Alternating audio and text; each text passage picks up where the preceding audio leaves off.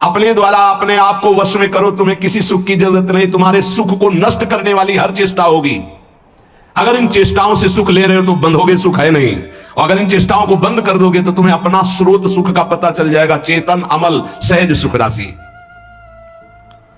जय शत्रु महाबाहो काम रूपम दुराशदम। हे महाबाहो, तुम मार सकते हो, भगवान की शरणागत हो, इसको मार सकते हो। उठो, मारो इसको। कैसे मारो? सारा संबंध श्री भगवान से, पूरा भार श्री भगवान को, हर क्षण उनका स्मरण और कर्तव्य का पालन। और जहां तुम्हें लग रहा है कि मैं नहीं जीत पा रहा हूं, वहां पुकारो, बल मिल जाएगा, जीत जाओगे। टूटो मत। ये सुविधा माया इसलिए दे रही है आपको कि आप आगे मत बढ़ पाओ, भगवान को प्राप्त न कर पाओ। ठुकराओ इस सुविधा को। जो आंतरिक सुविधाएं भागवतिक है उनको स्वीकार करो, बाह्य सुविधाओं को उतना जितना जीवन की यात्रा के लिए आवश्यक है, बस निकल जाओगे। तुम सबसे पहले इन इंद्रियों को सुधारो, वश में करो। ये ज्ञान विज्ञान का नाश करने वाले महापापी काम को अवश्य बलपूर्वक मार डाल। भगवान आदेश का ज्ञान विज्ञान नाशनम पाप मानम प्रजहीनम। पाप मानम केवल पाप ही कराते हैं। पाप से पाप ही बनता, कभी पुण्य नहीं होता, ध्यान रखना। धर्म पूर्वक जो कमाया जाता है उससे पुण्य होता है। पाप पूर्वक कमाई से कभी पुण्य नहीं होता, चाहे सब का सब लुटा दो जाके। वो जिस जिसकी बुद्धि में जाएगा उसकी बुद्धि भ्रष्ट करेगा और उसका पाप उसको लगेगा जिसने दिया है। पाप मानम ही प्रजहि। काम संपूर्ण पापों की जड़ है। काम उत्पन्न होने पर केवल पाप ही पाप बनता है। आगे चल करके ये काम इतना ढक देता है कि वो राक्षस हो जाता है, उसको समझे में नहीं आता है कि मैं कर क्या रहा हूं। जो आजकल समाज में धीरे धीरे आसुरी प्रवृत्ति फैल रही है, विवेक को ढक करके अंधा बना देता है काम। पूज्य जनों में, पवित्र संबंधों में भी मनमानी आचरण होने लगते हैं। उसको एक ज्ञान ही नहीं रहता कि मैं पाप कर्म कर रहा हूं। महापतन पातकी स्वरूप उसका हो जाता है जिसको काम अपने अधीन कर लेता है। इसलिए भगवान कह रहे हैं इस महापापी को अवश्य मार डालो। अर्जुन, जैसे कुछ लोगों की सोच, सत्संग सुना तो लगा गृहस्थी मार्ग ठीक नहीं, चलो छोड़ देते हैं। दो मार्ग हैं भगवान के ही बनाए हुए, एक निवृत्ति मार्ग, एक प्रवृत्ति मार्ग। अगर आप प्रवृत्ति मार्ग में प्रवृत्ति से ठीक से चलेंगे तो गृहस्थी में रहते हुए भी आप निवृत्ति माने जाएंगे। कैसे? जैसे सबसे पहला आश्रम है ब्रह्मचर्य आश्रम, सबका, चाहे गृहस्थ हो चाहे विरक्त हो, पहला आश्रम ब्रह्मचर्य आश्रम है। कुछ ब्रह्मचर्य आश्रम से नैष्ठिक ब्रह्मचर्य को चले जाते हैं निवृत्ति मार्ग में, और कुछ ब्रह्मचर्य आश्रम से गृहस्थ आश्रम को चले जाते हैं। पर सबसे पहला आश्रम ब्रह्मचर्य है। पहली नींव बर्बाद। कहां ब्रह्मचर्य का पालन, हमारा जो धर्म कहता है उसके अनुसार कहां पालन हो रहा है? जब तक पाणी ग्रहण संस्कार विवाह नहीं हुआ तब तक ब्रह्मचर्य का आदेश शास्त्र में वो असमर्थ हो गया। अगला गृहस्थ धर्म, जिससे पाणी ग्रहण किया आजीवन उसी के प्रति भाव रखना। संतानोत्पत्ति धर्म रूपी काम, आगे चलकर आपको वैराग्य हो जाएगा, अपने आप वैराग्य हो जाएगा, भोगों से वैराग्य हो जाएगा, क्योंकि धर्मो रक्षति रक्षिता। आप धर्म से चल रहे थे, इसलिए तीसरा मार्ग वानप्रस्थ। अब वो अंदर से उसके अंदर व्याकुलता पैदा होने लगती, बहुत समय नष्ट हो गया भोगों में, क्योंकि पहले ब्रह्मचर्य था। पुनः ब्रह्मचर्य का अभ्यास जागृत होता है और फिर संन्यास क्रम से आ जाता है, और वो नैष्ठिक ब्रह्मचर्य से सीधे। अब ऐसे सत्संग सुना और आपने सोचा कि नहीं, भजन करने के लिए हम संसार को छोड़ देते हैं, तो किस संसार को? बहुत ध्यान देने का विषय, किस संसार को? बोले इसको नहीं, इसको नहीं, इस संसार को। अगर इसका राग लेके भाग के जाओगे तो किसी भी गुफा में जाओ, काम वहां भी तुम्हें अपवित्र कर देगा, वहां भी तुम्हें नष्ट कर देगा, क्योंकि तुम्हारे अहम में बैठा हुआ है। किसी घर दुकान मकान में नहीं बैठा हुआ है, वो तुम्हारे अंदर अहम में बैठा हुआ। अहम में बैठे हुए काम का त्याग, घर में रहता हुआ वो सन्यास, निवृत्ति मार्ग का पथिक हो जाएगा। और अगर अहम में काम बैठा हुआ है तो गुफा में बैठा हुआ भी वो प्रवृत्ति में उतर जाएगा काम की। ये बड़ा सूक्ष्म विषय है। इसलिए हम प्रार्थना करते हैं कि काम छोड़ने का विचार किया जाए। काम का मतलब है मलिन भावना, कामना। ये जो हमारे अंदर उद्देश्य बनता है भगवत प्राप्ति का कि हम सब छोड़ देते हैं, तो किसको छोड़ देते हैं? शरीर राग को छोड़ देते हैं, इंद्रिय विलासिता को छोड़ते हैं, अहम में कामना को छोड़ते हैं। बाहर भागने से काम नहीं बनेगा, इसको समझना होगा। अगर कामना छूट जाए तो सब ठीक हो जाएगा। जब मनुष्य कामना रख करके कोई भी वेश धारण कर ले, कहीं भी चला जाए तो काम उसे भ्रष्ट करता ही है। चाहे गुफा में बैठ जाओ, जंगल में चले जाओ, कहीं भी चले जाओ, मनुष्य के अंदर जब तक अहम में कामना रहेगी, जन्म मरण बंधन में पड़ा रहेगा। चाहे जहां भाग के जाए, चाहे जिस भेष को धारण कर ले, वो अंदर बना रहेगा। ये शास्त्र है, समझिए। ये जड़ पदार्थों की तरफ आकर्षण जड़ शरीर की अहमता से है कि मैं मनुष्य हूं, मैं पुरुष हूं, मैं स्त्री हूं, इसी में काम बैठा है। इसका त्याग करने की बात कही गई है। पशु पक्षियों तक को ये अपने अधीन किए हुए हैं। मनुष्य में एक शक्ति है जिसका नाम विवेक ज्ञान, उससे बच सकता है। इंद्रिय जन सुखों में, भोगों में, पदार्थों में जो कामना हो चुकी है, यही नहीं समझने देती कि मैं दिव्य भगवान का अंश हूं। केवल बातें बनाने से नहीं, मुझे किसी भी सुख की आकांक्षा नहीं है, किसी भी सुख का अभाव नहीं हमारे स्वरूप में। जब भोगों में रुचि बढ़ जाती है तो फिर रुपए का महत्व जागृत हो जाता है। रुपए में जब महत्व, तो फिर रुपए की गिनती, बैंक बैलेंस कितने हुए, बोले इतने, बोले और इतने हो जाए, और इतने हो जाए, बढ़ता चला जाता है। धर्म को, शास्त्रों को, उपासना को उपास्य देव के लिए किया जाता है, बैंक बैलेंस के लिए नहीं। अगर हमारे उपदेश का फल रुपया है, हमारे प्रवचन का फल रुपया है, हमारे अंदर का उद्देश्य रुपया है, शास्त्रों का भाव नहीं समझ पाएंगे, ज्ञान ढका रहेगा, जागृत नहीं होगा। रुपये में सुख नहीं है, रुपया से भोग मिलते हैं, भोगों में सुख नहीं है, रुपया की गिनती में सुख आ जाएगा, अहम सुख।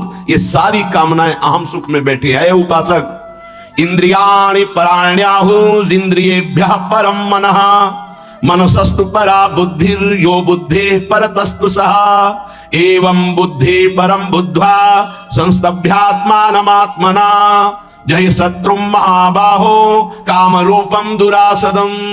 हे अर्जुन, ध्यान दो, तुम जीत जाओगे, काम पर विजय प्राप्त कर लोगे। क्या? इंद्रियों से, स्थूल शरीर से श्रेष्ठ, सबल, प्रकाशक, व्यापक और सूक्ष्म मन है। स्थूल शरीर इंद्रियों से सबल, इंद्रियों का प्रकाशक, व्यापक मन है। मन से भी पर, बलवान, निर्णायक, प्रकाशक बुद्धि है। और बुद्धि का जहां से प्रकाश हो रहा है वो अहम है, और उस अहम में काम बैठा हुआ है। दुश्मन का पता चल जाए तो मारने में देर नहीं लगती। अहम में काम बैठा हुआ है, और उस अहम को जो प्रकाश मिल रहा है वो तेरे से मिल रहा है, अहम को जो बल मिल रहा है वो तेरे से मिल रहा है। तू ऐसा जान करके अपने आप को इस काम के वश में ना होने दे, और अपने बल से इस काम रूपी दुर्जय शत्रु को मार डाल। व्याख्या, इंद्रियाणि पराण्याहुः, ये जो आप ढांचा देख रहे हैं स्थूल शरीर, इसमें जो कर्मेंद्रियां हैं, जो ज्ञानेंद्रियां हैं, जिनसे कर्म होता है, जिनसे विषयों का ज्ञान होता है, ये बहुत बलवान इंद्रियां हैं। अपने स्वरूप में आ जाए तो अज्ञानी पुरुष से कुछ भी करवा ले, ये बहुत बलवान है। ये प्रवचन से नहीं रुकती, ध्यान रखना। प्रवचन देने और सुनने से नहीं रुकती हैं, ये भजन से रुकती है। जितना भजन करोगे उतने आप इंद्रियों पर शासन कर पाओगे, नहीं तो बातचीत केवल रहेगी। मुख्य बात हमारी समझ लीजिए, अनुभव की बात कहता हूं, जीवन भर की बात कहता हूं, संतों की बात कहता हूं, शास्त्रों की बात। जब तक आपके पास नाम जप रूपी बल इकट्ठा नहीं हो जाएगा तो ये बातें सुनोगे, समझ में नहीं आएगी। समझ में आ जाएगी तो जीत नहीं पाओगे। जीतने और समझने की बात केवल भजन से होती है। भजन में रुचि बहुत कठिन है, इसलिए खूब प्रवचन हो रहे हैं, पर प्रभाव उसका बहुत कम जनों के हृदय में पड़ रहा है। उन्हीं के हृदय में पड़ेगा जो नाम जपना शुरू कर दिए हैं। जिनका नाम जप जितना प्रबल है, उतने प्रवचन का प्रभाव दूसरों पर पड़ेगा, अपने ऊपर पड़ेगा। भजन, ये तो आप निश्चित समझ लीजिए। बारी मथे घृत होए बरु सिकताते बरु तेल, बिनु हरि भजन न भवतरी या सिद्धांत अपेल। बिना भजन के बातें ही बातें रहेंगी।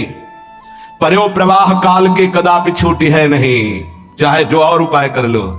अगर नाम जप नहीं किया तो काल के प्रवाह से नहीं बच सकते। ये महाबली नाम तुम्हें महाबल प्रदान करेगा। हर समय चतुर शिरोमणि वही जो हर समय राधा राधा राधा राधा। इंद्रियां विषयों से बलवान है। अगर हमारी नेत्र इंद्री कहीं अंदर, तो बाहर सामने विषय रखा हो नहीं घसीट पाएगा। विषय से श्रेष्ठ पर इंद्रियां हैं। जैसे बाण बनाने वाला बाण की नोक में ध्यान दिए तो श्रवण इंद्री काम नहीं कर रही है, राजा की सवारी निकल गई, उसको पता ही नहीं चला। अगर हमारी अंदर से इंद्री कहीं और लगी हुई है तो बाहर कोई विषय नहीं खींच सकता। शब्द स्पर्श रूप रस गंध, इसलिए कहा शब्द स्पर्श रूप रस गंध से बलवान और पर इंद्रियां हैं, और इंद्रियों से पर, इंद्रियेभ्यः परम मनः। इंद्रियां मन को नहीं जानती हैं, मन इंद्रियों को भी जानता है और विषय को भी जानता है।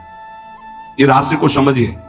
अभी सब उल्टा है, विषय ने इंद्री को खींच लिया, इंद्री ने मन को खींच लिया, मन ने बुद्धि को अधीन कर लिया और बुद्धि के अधीन हम हो गए। जैसा निर्णय होता है भटकते चले जा रहे, यद्यपि बहुत बलवान है। भगवान कह रहे तुम समझो अर्जुन, विषय में इतनी ताकत नहीं जितनी ताकत इंद्रियों में है। प्रबल है इंद्रियां, बलवान है। इंद्रियों में इतनी ताकत नहीं जितनी ताकत मन में है। इंद्रियेभ्यः परम मनः, इंद्रियां मन को नहीं जानती, मन सभी इंद्रियों को जानता है और विषयों को भी जानता है। इंद्रियों में इतनी सामर्थ्य नहीं जितनी मन में है। कैसे? जैसे श्रवण इंद्री, ये देख नहीं सकती, ये चख नहीं सकती, ये स्पर्श सुख नहीं बता सकती, यहां से गंध सुख नहीं, केवल शब्द सुन सकती। शब्द एक इंद्री एक शब्द, और मन हर इंद्रियों से देख सकता है, सुन सकता है, सूंघ सकता है, सब कुछ कर सकता है। वो इंद्रियों का बलवान स्वामी है। इंद्री अपने विषय को जानती, जैसे घ्राणेंद्री, ये केवल गंध को जानेगी बस, यहां से शब्द का परिचय नहीं मिलेगा, यहां से रस का परिचय नहीं मिलेगा, केवल सुगंध का परिचय मिलेगा। त्वचा केवल स्पर्श को जानती है, यहां से गंध का परिचय नहीं मिलेगा, शब्द का परिचय नहीं मिलेगा, रस का परिचय नहीं मिलेगा। रसेंद्री केवल रस को जानती है, यहां से गंध का परिचय नहीं मिलेगा, यहां से स्पर्श का परिचय नहीं मिलेगा। रसेंद्री रस को जानती है, रसना केवल रस को जानती है, शब्द स्पर्श रूप और गंध को नहीं जानती। नेत्रेंद्री केवल रूप को जानती है। ऐसे अलग अलग इंद्रियां, ये जानने वाली ज्ञानेंद्रियां हैं और भोगने वाली कर्मेंद्रियां हैं। और इन 5 ज्ञानेंद्रिय 5 कर्मेंद्रियों को पूर्णतः जानने वाला ये मन है। उल्टा ये हो गया कि इन इंद्रियों ने मन को फंसा लिया है, हमारी दुर्गति का कारण। मन इन सबसे बलवान है, सूक्ष्म है, जानकारी है उसको, पर वो फंस गया इंद्रियां फंस गई विषयों में। यद्यपि विषयों से बलवान इंद्रियां हैं, इंद्रियों से बलवान मन है, पर विषय ने फंसा लिया इंद्री को, इंद्री फंस गई मन में। अब कह रहे हैं मनसस्तु पराबुद्धि। वैसे सच्चा इनका स्वरूप यही है कि विषयों से बलवान इंद्रियां हैं, इंद्रियों से बलवान मन है, और मन से बलवान बुद्धि है। मनसस्तु पराबुद्धि, मन बुद्धि को नहीं जानता, लेकिन बुद्धि मन को जानती है, इंद्रियों को जानती है, विषय भोगों को जानती है। मन कैसा है? बोले इस समय शांत है। मन कैसा है? बोले लग नहीं रहा, शांत है। ये ज्ञान किसको? बुद्धि को। ठीक है या बेठीक है, इंद्रियां कहां भाग रही, मन कहां जा रहा, सारा निर्णय बुद्धि करती है। बुद्धि मन को, मन के संकल्पों को, इंद्रियों को, इंद्रियों के विषयों को, सबको जानती है। ये सबसे श्रेष्ठ प्रकाशक, बलवान, व्यापक और सूक्ष्म है बुद्धि। या बुद्धि परतस्तुषा। अब जो बुद्धि निर्णय करती है वो अपने स्वामी से पूछ के करती है। स्वामी जानते कौन है? अहंकार। इसी अंतःकरण में ये मन कह रहा है कि भोग लूं, हाँ हाँ भोग लो। बुद्धि बड़ा सुख मिलेगा, मन कह रहा है हाँ हाँ ठीक है, ये देख लूं, ये छू लूं, ये सूंघ लूं। और अहंकार में बैठा हुआ चोर ये काम है, इतनी ऊंचाई पे बैठा, इसीलिए जल्दी मारा नहीं जा सकता। ये बहुत सूक्ष्म विषय भगवान वर्णन कर रहे हैं। काम कोई ऐसा नहीं है, कहां बैठा है? बोले बुद्धि जो निर्णायक है उसके ऊपर बैठा हुआ है, अहम के अंतर। ये जो देहाभिमान है इसी के अंतर काम बैठा हुआ है। या बुद्धि परतस्तुषा, बुद्धि का स्वामी ये अहंकार है, इसलिए वो निर्णय करता है यार मेरी बुद्धि नहीं कहती मैं करूं, वो अहम बोल रहा है। ये बुद्धि जो भी करती है अहम की अनुमति से करती है, मन जो भी करता है वो बुद्धि की अनुमति से करता है। बुद्धि मन ये अहम सहित अधीन हो गए भोगों के, इसीलिए एक काम वहीं अहम में बैठा हुआ है। बड़ा सूक्ष्म विषय है। अपने को परम स्वतंत्र मानता है पर अधीन है बुद्धि, मन और इंद्रियों के, इसीलिए इसकी दुर्गति हो रही है। ये अहम जो अंतःकरण का है ना, या पूरा चैतन्य है ना पूरा जड़ है, ना जड़ है ना पूरा चैतन्य है, इसमें दोनों मिले हुए अंतःकरण वाले में, इसीलिए इसका त्याग करना होता है। शुद्ध अहम में ब्रह्म स्वरूप है, यह अंतःकरण का अहम मिश्रित है, चैतन्य घन आत्म स्वरूप का पावर ही इसी अहम पे पड़ रहा है। और ये जड़ अंश शरीर को स्वीकार किए हुए, इसी जड़ अंश में मैं स्त्री हूं मैं पुरुष हूं काम बैठा हुआ है। वास्तव में ये अहम काम में रहता है, वहीं से भोग की इच्छा प्रकट करता है, और सुख दुख का भोक्ता जो अहम है उसी के अनुसार बुद्धि चलती है, और बुद्धि के अनुसार मन, मन के अनुसार इंद्रियां, इंद्रियां विषयों में। सीधे अहम विषयों से आकर्षित है, पूरा सिस्टम उल्टा हो गया। मैं देखना चाहता हूं, मैं भोगना चाहता हूं, मैं सूंघना चाहता हूं, पूरा सिस्टम गंदा हो गया है। नहीं, जिसे कहते पूरा सिस्टम भ्रष्ट हो गया, पूरा सिस्टम गिर चुका है। इसी की साधना हो रही, ये भगवान उपदेश कर रहे हैं। भोक्ता भोग भोग्य, भोक्ता मैं, भोग्य भोगने की क्रिया, और भोग जिसको भोगा जा रहा है, ये तीनों मायाकृत हैं, तीनों जादू का तमाशा है। ना कोई भोक्ता है, ना भोग्य है, ना भोग है, फंस गए। इतना आकर्षण भोगों में है कि भोक्तापन का जो अहम है, एक तरफ भगवान है, वो भगवान को छोड़ देगा, भोग को स्वीकार कर लेगा। ऐसे ही अपने लोग किए हुए हैं ना। ये तीनों सिद्ध समझो, भोक्ता, भोग और भोग, माया की सिद्धि है। शुद्ध चैतन्य जो मैं है उसको ये आकर्षित नहीं कर सकते हैं। ये जड़ अहम शरीर का जो है, इसी से हमारी दुर्गति हो रही, इसी का परिवर्तन, इसी अहम को गुरु चरणों में समर्पित किया जाता है। इसी अहम को जब भगवान के चरणों में गुरुदेव समर्पित करते तो ये शुद्ध दासत्व में या ब्रह्म स्वरूप में स्थित होता, ज्ञान मार्ग या भक्ति मार्ग। ये जो चैतन्य से अहम प्रकाशित हो रहा है अंतःकरण का, ये सबका आश्रय, सबका आधार, सबका कारण, प्रेरक, श्रेष्ठ, बलवान, प्रकाशक, व्यापक, सूक्ष्म, ये है। जीव किसे कहा गया जानते हो? इसी अहम को स्वीकार करने के कारण। नहीं है क्या? सबका आश्रय कौन है? वही एक तत्व जिसे परमात्मा, भगवान, ईश्वर, सबका आश्रय, सबका आधार, सबका कारण, सबका प्रेरक, सबसे श्रेष्ठ, सबसे बलवान, सबका प्रकाशक, सबका व्यापक, सबसे सूक्ष्म। फंस कहां गया? इस अंतःकरण अहम धर्म में, देहाभिमान में। वह इसे ही मुक्त करला है साधला। जो प्रकृति का अंश है, शरीर, अंतःकरण, स्वभाव, इसको जो अहम ने स्वीकार कर लिया, ये जड़ अहंकार के कारण ही चैतन्य घन परमात्मा स्वरूप को जीव कहा गया। चैतन्य में कभी विकृति नहीं होती, उसमें कोई विकृति नहीं है, पर भ्रम से देहाभिमान होने के कारण वो इस दुर्दशा को, ना जन्मने वाला ना मरने वाला भी जन्म मरण को प्राप्त हो गया। ये भ्रम सुख दुख का भोक्ता बन बैठा, सुखी दुखी होने लगा, जड़ के अंश को स्वीकार करने के कारण। कहा जाता है नैनम छिन्नन्ति शस्त्राणि नैनम दहाति पावका न चैनम क्लीदन्त्यापो न शोष्यति मारुता। ये शुद्ध स्वरूप अपना है। अपने स्वरूप को भूल करके इस अंतःकरण अहम धर्म से युक्त हो जाने के कारण मैं भोगता, मैं करता, मैं सुखी, मैं दुखी, अब मरना भी है, जन्मना भी है, ये चलता रहेगा। इसी को मिटाने के लिए मुझे मानव जन्म और सत्संग मिला है। इस जड़ चैतन्य का तदात्म आकर्षण हो गया है, कभी हो नहीं सकता पर हो गया। यही माया है। श्री भगवान कह रहे हैं मारो इसको।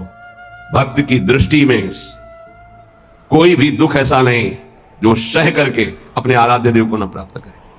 आराध्य देव की प्राप्ति के लिए संघर्ष सहना अत्यंत आवश्यक है। कष्ट सहना, जो अंदर जलन हो रही, जो विकारों की जलन हो रही, सहो भाई, इनकी पूर्ति से कुछ नहीं होगा। इनको से एक बार लड़ जाओ, एक बार निकल जाओ तो जन्म जन्म की लड़ाई जीत जाओगे। जिसकी शुद्ध भक्ति होती है उसको अपने प्यारे के नाम जब के सिवा कुछ अच्छा ही नहीं लगता है। बस उसकी लीला कोई सुना दे, उसके गुणों की चर्चा करा दे, उसकी रूप माधुरी का चिंतन करे। तो मेरे प्रभु का स्वभाव है कि जो प्रभु को जपते हैं, प्रभु उनको जपते हैं।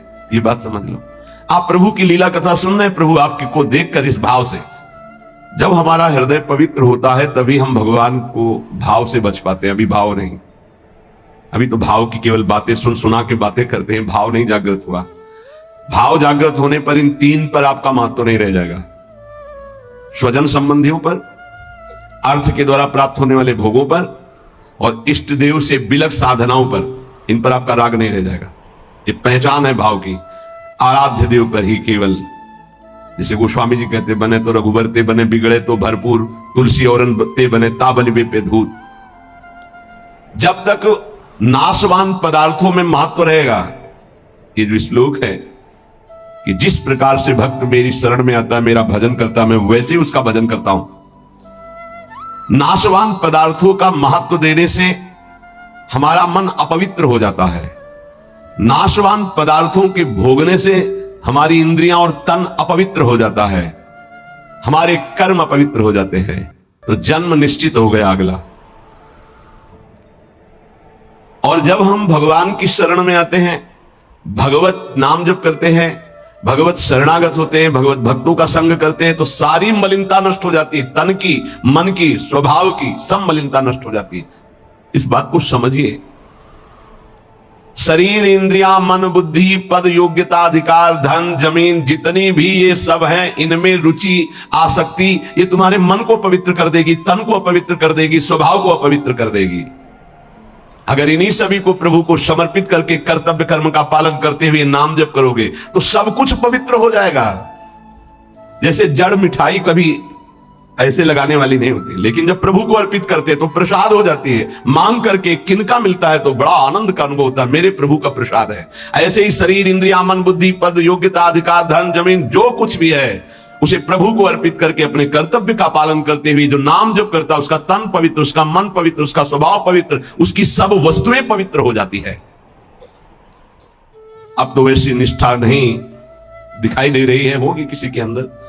पहले महापुरुषों में देखा, जैसे श्री चतुर्भुजदास जी महाराज जो सेवक जी के मित्र थे, अगर जिस गांव में गए वहां अगर वैष्णव नहीं है, कंठी तिलकधारी, तो उस गांव के कुएं का पानी भी नहीं पिएंगे, ऐसी निष्ठा रखते थे। यहां एक भी वैष्णव नगर में नहीं थे। नगर क्या है, ये भूतों का डेरा है। फिर जहां भगवान का भक्त नहीं, भगवान का भजन नहीं, नाम कीर्तन नहीं, उस नगर का पानी नहीं पीते थे। ये उनके चरित्र में आया है। बहुत पवित्रता का निर्वाह महापुरुष जन भजन के लिए करते थे। गले में कंठी नहीं, मस्तक पे तिलक नहीं, तो हाथ से पानी पीने की रुचि नहीं है। ऐसी निष्ठा में ही तो सब। इसी निष्ठा का प्रभाव दैवी शक्ति को भी परास्त कर दिया। एक दिन एक नगर से निकल रहे थे तो देखा एक आदमी चिल्ला रहा था, रो रहा था, उसके हाथ पीछे बंधे हुए थे और बड़ा ढोल नगाड़ा बज रहा था, उसको घसीटते हुए ले जा रहे थे। चतुर्भुजदास जी मंडली के सहित मुरली मनोहर अपने ठाकुर को लेकर, मुरलीधर को, वो विचरण करते थे। तो उन्होंने लोगों से पूछा, ये आदमी इतना त्राहिमाम बोल रहा है, इसका कोई साथ क्यों नहीं दे रहा है, इसको क्या? तो बोले ये देवी के बलि चढ़ाने के लिए ले जाएगा। देवी की बलि? कहां है मंदिर? गांव के बाहर है। वाह, पहले उसको रुकवा दिया। इतना भजन का तेज था, उन्होंने रुकवा दिया। दरवाजे पे गए और कहा कि तुम मां हो? कैसी मां हो जो तुम अपने बच्चों की हत्या करवाकर मुस्कुराना सीखती हो? तुम मां हो, इसका मतलब है तुम्हारे अंदर ममत्व तो नष्ट हो चुका है। चाहे कोई भी सृष्टि का जीव हो, वो तुम्हारा बेटा होता है। कुपुत्रो जायते क्वचित् कुमाता न भवति। ये कैसा न्याय आपका कि आपके सामने आपके बेटे को बंदी बनाकर बलि दिया जा रहा है, आप प्रसन्न मुद्रा में हो। वहां के पुजारी ने कहा आप अंदर नहीं घुस सकते। बोले ये अंदर नहीं रह सकते। अब ठाकुर जी को साथ लेके तो देवी जी बाहर निकल आए। ठाकुर जी को सिंहासन पे विराजमान किया। उनके भागवतिक वैष्णव तेज भजन के प्रताप से लिखा हुआ है भक्तमाल जी में भी, जहां भी उनका चरित्र चतुर्भुजदास जी का, ऐसे हरिव्यास देवाचार्य जी। तो देवी जी ने कहा क्या आदेश है हमारे लिए? देवी जी ने कहा तो उनका, पहले यहां के राजा को बोलो कि आज के बाद अगर यहां बलि चढ़ी तो सर्वनाश तुम ही करोगी, बोलो जाके। राजा को जाकर के देवी जी ने भय दिखाया और कहा अगर आज के बाद किसी भी जीव की हमारे ऊपर बलि चढ़ाई गई तो अब हम वैष्णवी हो गई है, आज के बाद को। हाँ, अगर बलि चढ़ानी तो नारियल नींबू आदि, ये नहीं, जीवों की बलि नहीं। कंठी बांधी देवी जी के और श्री जी के चरणारविंद की आसक्ति का मंत्र दिया देवी जी को चतुर्भुजदास जी ने। ठाकुर मुरलीधर को वहां विराजमान करके नाम कीर्तन बंद करा दी, प्रथा मुक्त करवा दिया जो बलि के लिए लाए। नाम बल, भजन बल। यदि आप प्रभु का आश्रय नहीं लिए, नाम जप नहीं कर रहे, तो यही शरीर, इंद्रियां, मन, बुद्धि, पद, योग्यता, अधिकार, धन, जमीन, ये तुम्हारे तन को मलिन, मन को मलिन, स्वभाव को मलिन और अगला जन्म निश्चित। जैसे कोई कहता है हम तो पिछले जन्म को मानते नहीं, अगले जन्म को मानते ही नहीं, तो तुम्हारे मानने न मानने से सृष्टि चल रही क्या? कि तुम मानोगे तो सृष्टि चलेगी, नहीं तो बंद हो जाए। हम मानते नहीं सूर्योदय होता है तो सूर्योदय बंद हो जाएगा क्या तुम्हारे मानने ना मानने से? क्या ईश्वर का संविधान और शासन आंख मूंदने से टल जाएगा क्या? तुम्हारे ऐसा कहने से टल जाएगा क्या?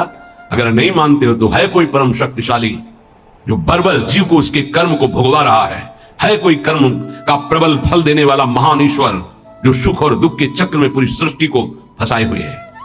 उसी से मुक्त होने के लिए वही है एकमात्र जिसका आश्रय ले लो। भक्त को भगवान के स्वरूप का ज्ञान, भगवान का दर्शन, भगवान के साथ खेल खेलने का सौभाग्य, तीन बातें जो प्राप्त होती है, ये ज्ञानी को नहीं प्राप्त होती है। भगवान के प्रेम स्वरूप, भगवान का दर्शन, संभाषण और भगवान के साथ खेलना, ये नहीं। ये बड़ी दुर्लभ बात भक्ति से प्राप्त होती है, इसलिए सर्वोपरि भक्ति। जो भगवत परायण भक्त है उसमें शरीर और संसार की आसक्ति नहीं रहती। देख लो, शरीर और संसार की आसक्ति नहीं रहती। इस भगवत परायणता के लिए हठ पूर्वक बहुत नाम जपा जाए तब ये जागृत होती भगवत परायणता। हठ पूर्वक शब्द आया है, हठ पूर्वक हमको नाम जप करना बहुत कठिन है। नाम जप करना, बातें बना लेना अलग बात है, नाम जप करना बहुत कठिन है। अगर नाम जप हठ पूर्वक करोगे तो संसार शरीर की आसक्ति नष्ट हो जाएगी, भगवत परायण हो जाओगे, भगवान के तत्व का ज्ञान हो जाएगा, भगवान से प्रेम हो जाएगा, भगवान का साक्षात्कार हो जाएगा, भगवान से वार्ता होगी, भगवान के साथ खेलोगे।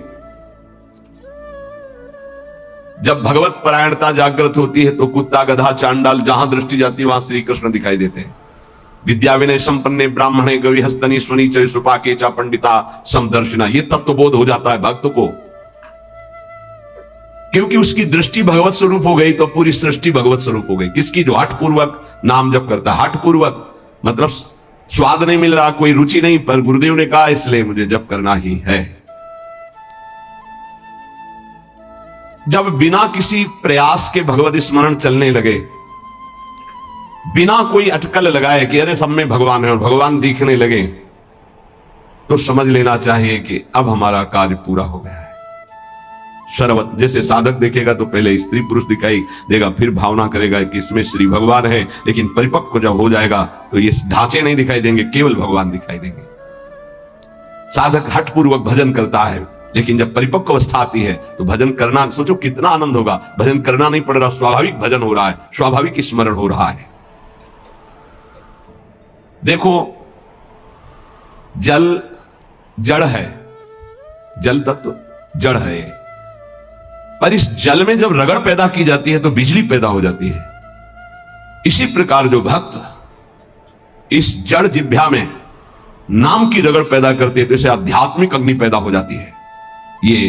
यही सब पापों को भस्म करके, संचित कर्म को भस्म करके ये भगवत प्राप्ति कराती है, ये समस्त विकारों पर विजय प्राप्त कराते हैं। जड़ जिह्वा पे जैसे बिजली घर्षण के द्वारा पैदा होती है, जल में जल का परस्पर घर्षण होता है, उसे बिजली पैदा हो जाती है। ऐसे जिह्वा और नाम का घर्षण होता है तो एक आध्यात्मिक शक्ति पैदा होती है जो समस्त कामनाओं पर विजय प्राप्त कराती है, जो माया को पराजित करके भगवत साक्षात्कार कराती है। पकड़ो भाई, बात को पकड़ो।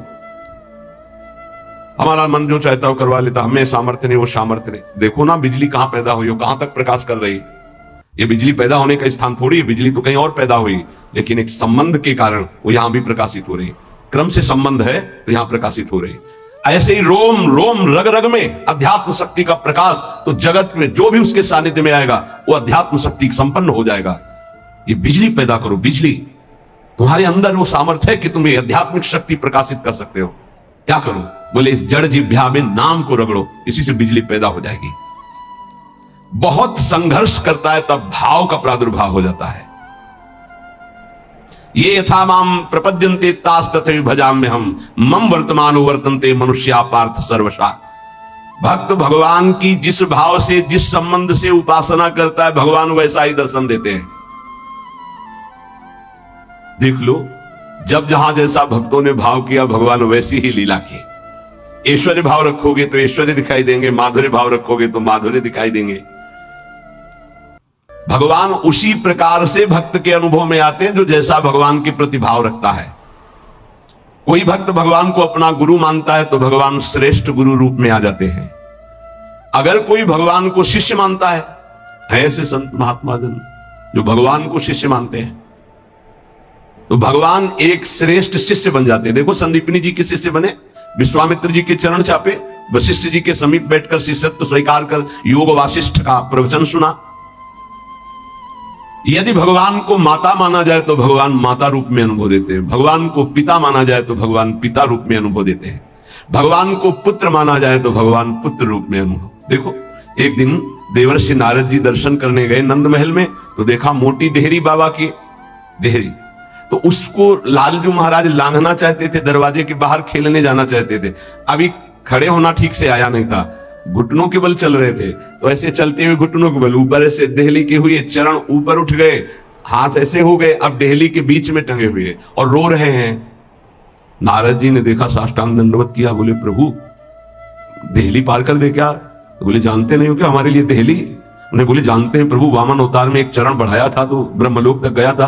तो बोले तुम जानते हो ना, ये तुम्हारे लिए लीला नहीं है, मुझे पुत्र भाव से उन लोगों ने भजा है तो उनकी सुख के लिए मैं लीला कर रहा हूं। चलो बीड़ा लो और दूर खड़े होकर के दर्शन करो। वो रोने, मैया मैया मैया भागती हुई आई, अरे मेरे लाला, उठाया गोद में और दासियों को डांट रही, तुम लोग ध्यान नहीं देते, देखो लाला मेरा कष्ट। मैया की गोद। अगर कोई मुझे पुत्र मानता, देखो जगत को एक क्षण में रचने वाले पिता, उनको पुत्र माना तो घुटनों के बल भक्त के आंगन में चल रहे।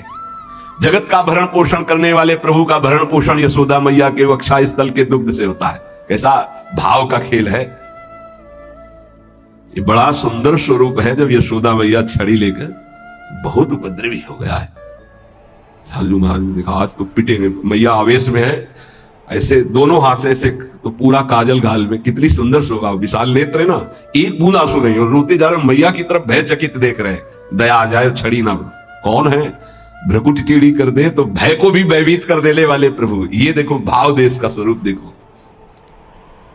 अरे छठी के दिन इतनी विशाल पूतना को भी, तो इनके लिए कोई भय है क्या?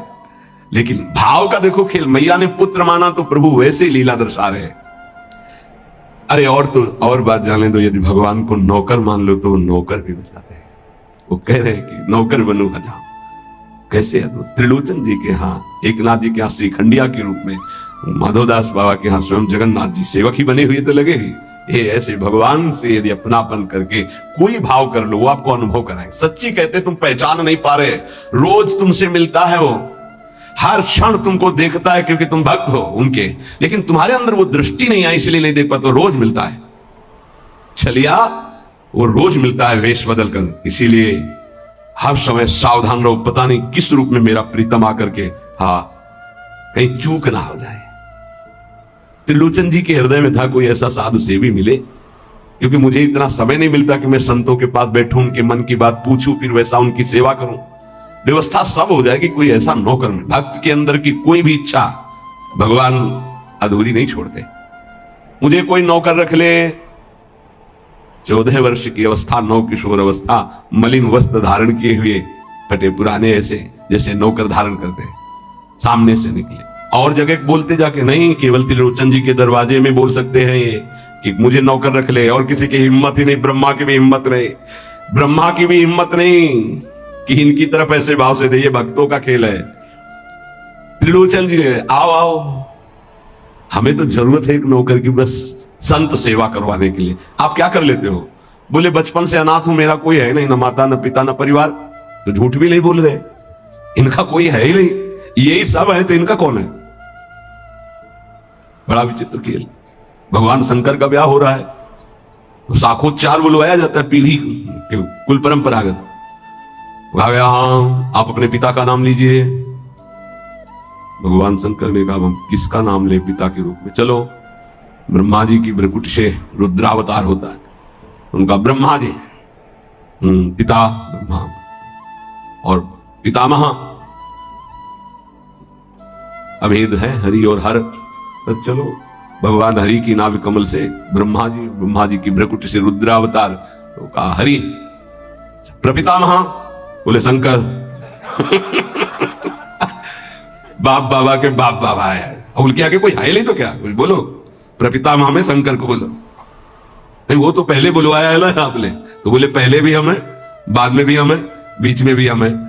ये है इनका, तो इनकी हर बात सत्य होती है। कह रहे हैं कि मैं अनाथ हूं, क्यों? ये सबके दीनानाथ हैं, इनका नाथ कौन हो सकता है?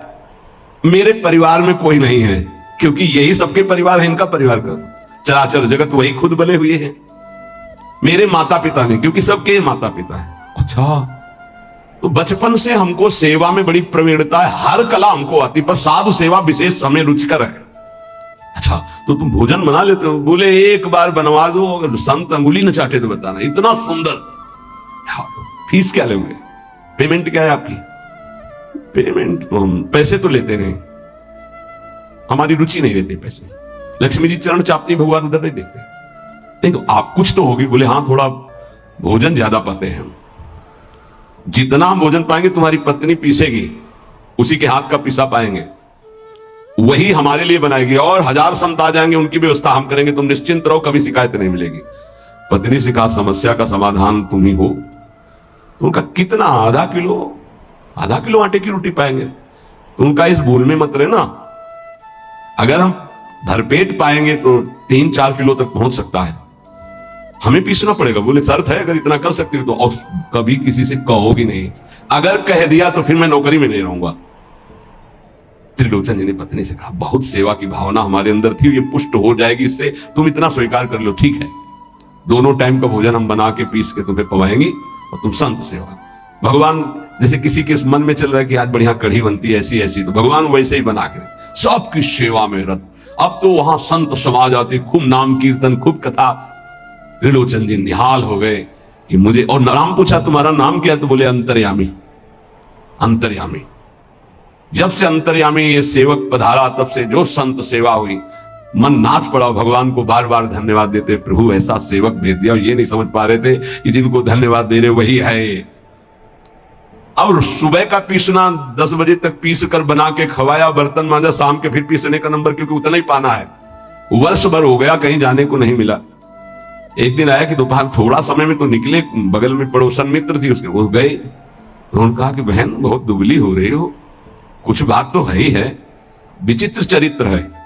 वो ये कहेंगे, कहना नहीं किसी से, पूरी बात ऐसे फैल जाएगी, क्योंकि महाराज ये स्वभाव रखा गया है।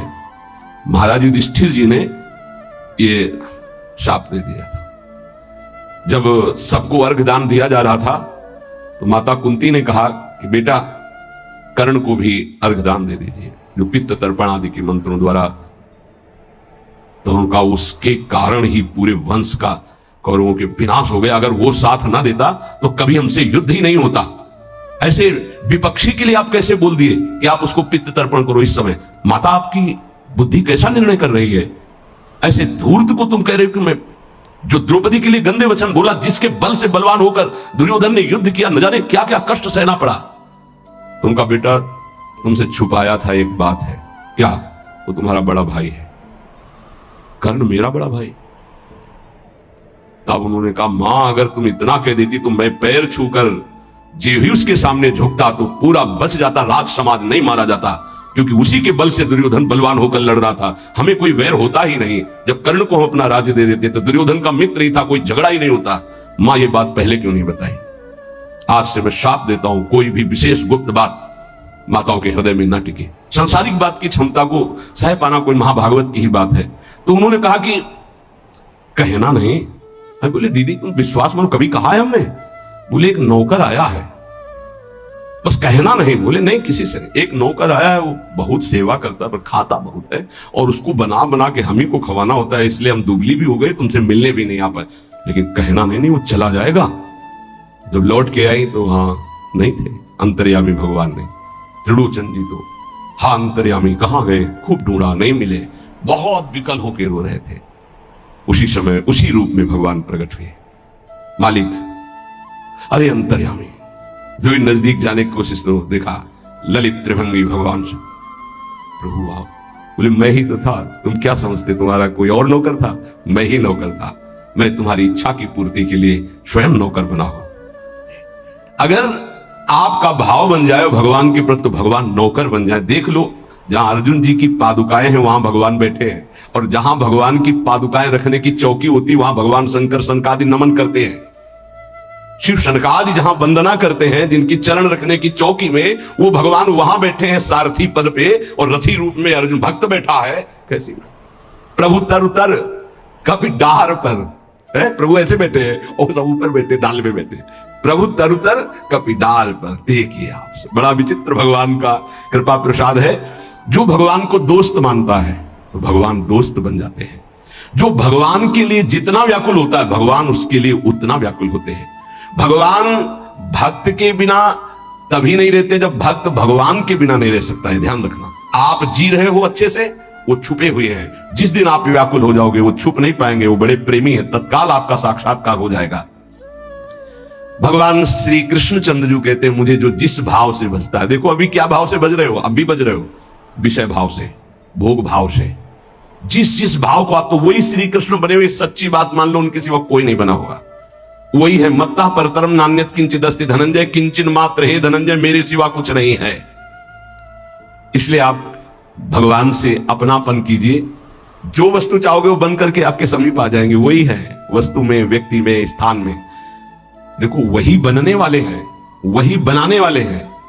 जो वस्तु बनी वही बने हैं, पक्का समझिए। जिस समय हमारा ज्ञान दूर हो जाएगा तो ये बात समझ में आ जाएगी। वही जैसे बछड़ा और सखाओं का अपहरण किया तो सखा भगवान बन गए, उनके कपड़े बन गए, छड़ी छीका बन गए। वैसे ही रंग के बछड़ा, उतने ही बछड़ा, उतनी आयु के, ऐसे ही भगवान चराचर जगत बने हुए हैं। इसलिए हमारे अंदर भगवत भाव जागृत हो जाए तो निष्ठा पूर्वक नाम जप करें, और तन मन की अपवित्रता को दूर करने के लिए कर्तव्य कर्म, जो हमें कर्तव्य कर्म भगवान की सृष्टि में मिला है, उसे करके भगवान को अर्पित करें। खूब नाम जप करें, जीवन की इसी में सार्थकता है। शेष चर्चा आगे।